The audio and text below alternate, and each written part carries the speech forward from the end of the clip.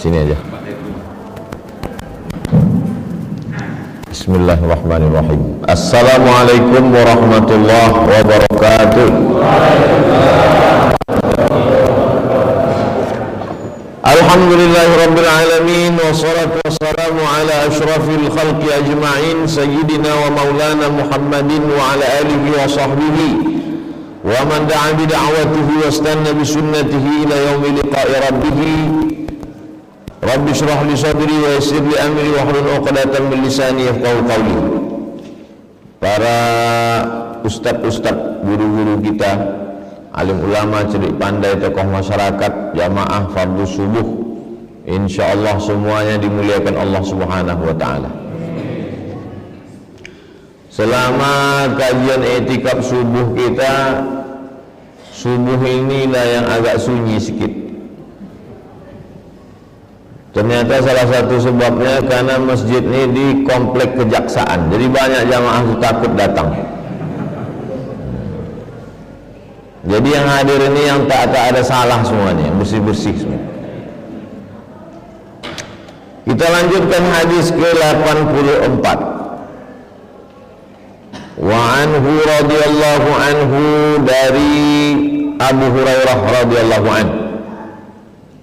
Qala Rasulullah sallallahu alaihi wasallam, Rasulullah bersabda, "Idza tawadda'a ahadukum fi baitihi," kalau kamu sudah wudhu di rumah, summa atal masjidah, setelah berwudhu di rumah datang ke masjid,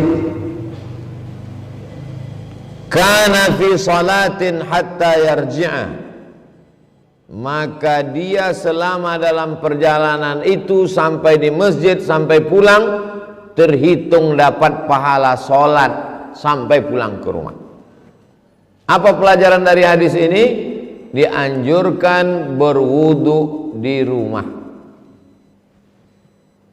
Ini udahlah berwudu di masjid, air banyak, buang air besar, buang air kecil, nyumbang 2000 perak.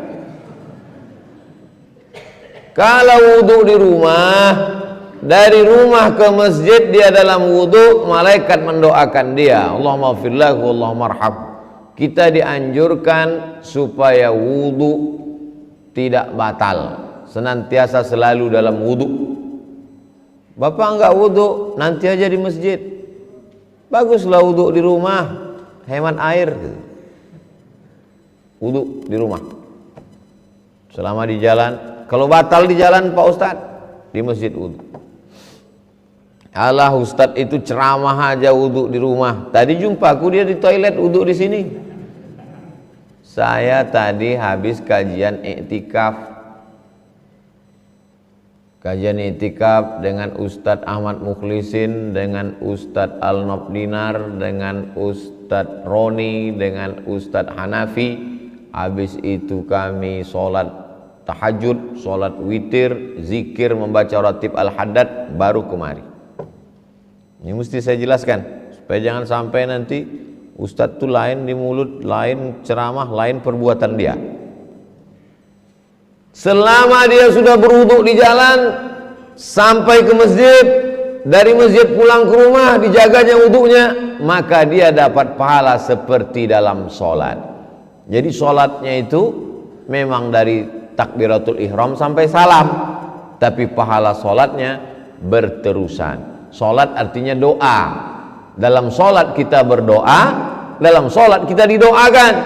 Dalam sholat kita berdoa, Rabbi fili warhamni wajburni warfa'ni warzuqni wahdini wa'afini wa'fu anni. Dalam sholat kita didoakan oleh para malaikat. Selama kita berwudu, maka malaikat tak putus mendoakan kita. Orang-orang kaya itu, kalau dia pergi ke rumah makan, yang pertama kali dia tuju wastafel, cuci tangan, cuci muka, fresh. Orang-orang kaya itu kalau naik pesawat yang bisa di pesawat tuh cuci muka, cuci tangan. Apa itu? Kursi bisnis, dikasih anduk, berasap anduk itu panas. Saya tak pernah Pak Ustadz, kau kelas ekonomi yalah. Saya duduk di bisnis. Ustadz ialah duduk di bisnis, yang ngundang tuh kasih tiket, enggak. Saya selalu diundang orang, tak pernah saya minta kursi bisnis, diundangnya kelas ekonomi. Tiba-tiba disuruh pindah ke depan. Itu namanya syafaat pilot. Datang pramugari, Bapak pindah ke depan. Tengah perjalanan keluar pilot tuh. Pilot tuh keluar, saya pucat. Ditinggalkannya setir tuh. Rupanya berdua pilot itu, disuruhnya connect itu di belakang.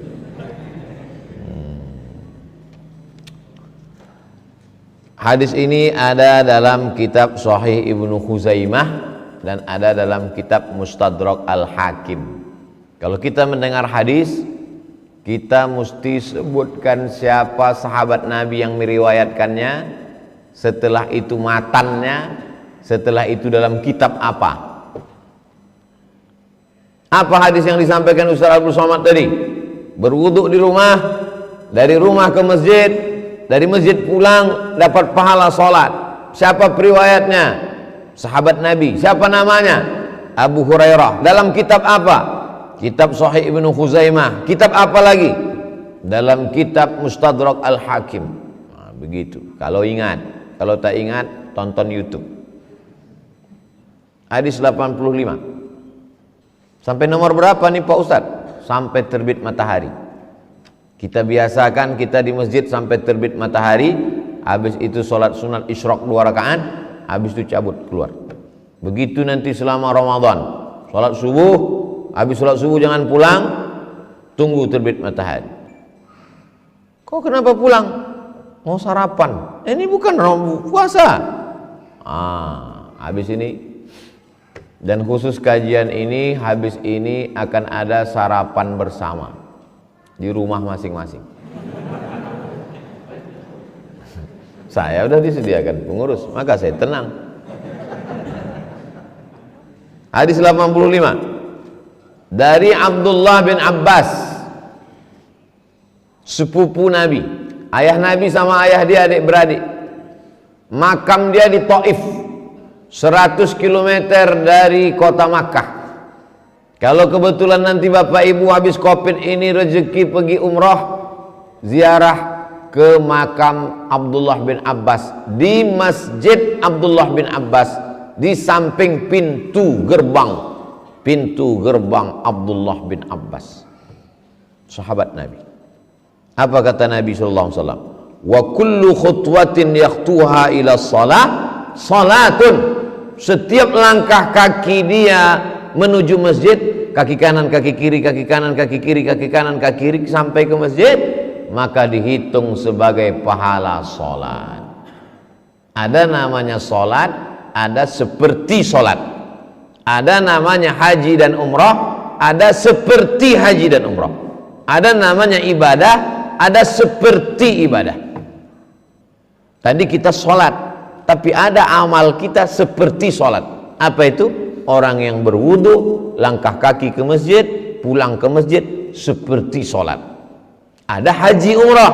Sekarang tak bisa haji, tak bisa umrah. Sekaya-kaya orang sekarang tak bisa haji umrah. Bapak tak pergi haji umrah, tapi duit banyak, tak bisa Pak Ustaz. Kenapa? Takut hidung kena cucu. Dulu cucu hidung pakai ini, sekarang enggak, masuk dalam. Takut. Man sholat subha fi jama'atin, siapa yang sholat subuh berjamaah, summa qa'ada yadhkurullah, habis itu dia tak keluar masjid, duduk berzikir dengan Allah hatta tatlu asyam, sampai terbit matahari, summa yusalli raka'ataini, sholat sunat 2 rakaat, kanat lahu ka'ajri hajjatin wa umrah, dapat pahala macam haji dan umrah. Sanggup berangkat haji, tak sanggup sholat subuh di masjid, duduk berzikir sampai terbit matahari, sholat sunat 2 rakaat. Man bana masjidan, siapa yang bangun masjid, banallah mithlahu baitan fil jannah, dibangunkan satu tempat istana di surga. Kalau tak ada duit, sholat sunat 12 rakaat, 2 rakaat sebelum subuh, 4 rakaat sebelum zuhur, 2 rakaat sesudah zuhur, 2 rakaat setelah maghrib, 2 rakaat setelah isya. Ada amal, ada yang tak sanggup diberikan seperti. Ada imam namanya Imam Ahmad bin Hambal. Sampai di Pekanbaru terkenal Imam Hambali. Namanya Ahmad bin Hambal. Makamnya di Baghdad, Irak. Dia punya anak namanya Abdullah. Ditanya orang lah anaknya itu, wahai Imam Abdullah, ya, bapakmu Ahmad bin Hambal imam mazhab, betul. Berapa rakaat sholat dia sehari semalam? Salasami'ati raka'ah, 300 rakaat sehari semalam. 300 rakaat. Kita tak sanggup sholat 300 rakaat. Buat amalan macam sholat. Macam sholat itu apa? Seperti sholat. Seperti sholat itu apa Pak Ustaz? Seakan-akan. Tak juga paham, payah kalilah ceramah ini. Akhrajahu Ibnu Huzaimah. Hadis ini ada dalam kitab Sahih Ibnu Huzaimah. Wali syaikhain, dua syekh. Kalau dimaksud dua syekh di sini artinya Imam Al-Bukhari dan Imam Muslim. Bukhari bukan nama orang. Bukhari itu nama kota, Bukhara. Bukhari orang Bukhara.